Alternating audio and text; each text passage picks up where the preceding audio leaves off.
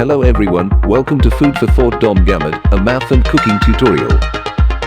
Hello guys, in this video we're going to solve a similar and dissimilar fraction. Now we have an example here, the addition of similar and dissimilar fraction. The first and second fraction are similar fraction because they have the same denominator, and the third fraction is the dissimilar fraction because the denominator is not the same with the first two fractions. So let's rewrite the given fractions. We have here 1/2 plus 3/2 plus 1/3.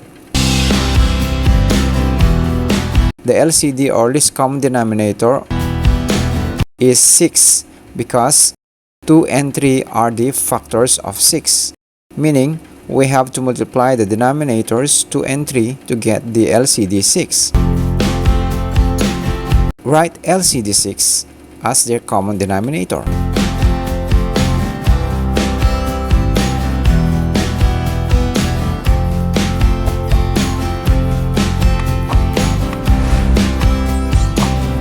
Then the possible numbers to be multiplied to the denominator is 3 to get the LCD 6. And if what is the number multiplied to the denominator the same as to the numerator?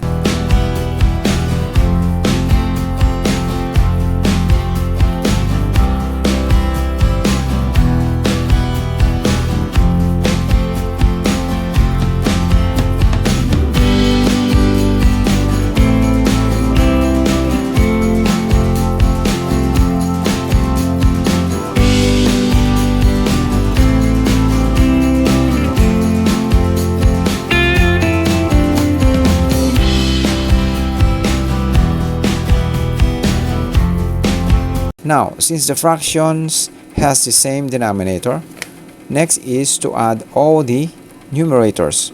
This will be written as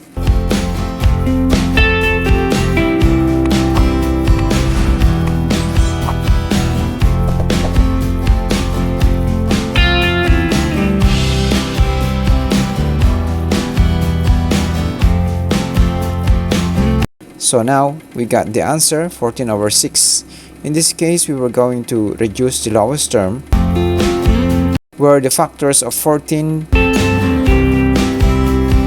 are 7 times 2, and the factors of 6 is 3 times 2,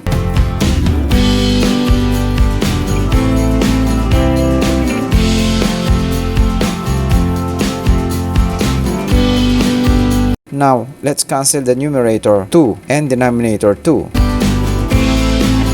This will give us the lowest term of 14/6 is 7/3, the final answer. If you liked, enjoyed, and learned from this video, consider subscribing to my channel, like, share, and hit the bell for more exciting math topic video. Thanks for watching. Have a wonderful day to everyone. Happy learning!